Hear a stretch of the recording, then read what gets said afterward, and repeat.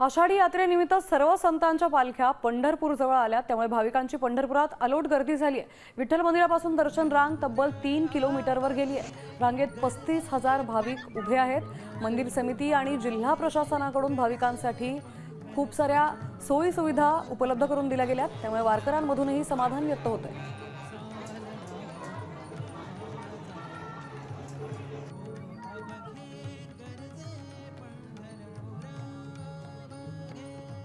तर इथल्या दर्शन रांगेतूनच आढावा घेतलाय आमचे प्रतिनिधी भारत नागणे यांनी। आपण पाहूयात।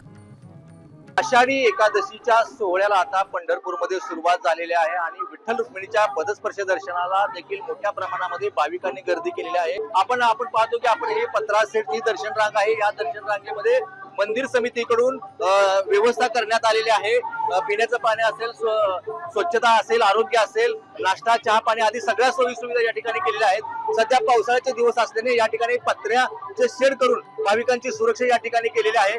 माऊली, सांगा काय वाटतं, तुम्ही दर्शनाला आला विठ्ठलाच्या? विठ्ठलाला चांगलं वाटतं आम्हाला, दर्शनाला आवड होते आम्हाला दर्शनाला जायची। किती वेळ झाला रांगेत तुम्ही उभारलाय? आम्ही का 3.5 तास झाले आम्हाला। माऊली, तुम्ही कुठून आला? आम्ही मालेगावून आलेलो आहे। काय पहिल्यांदाच आला, कधी आला?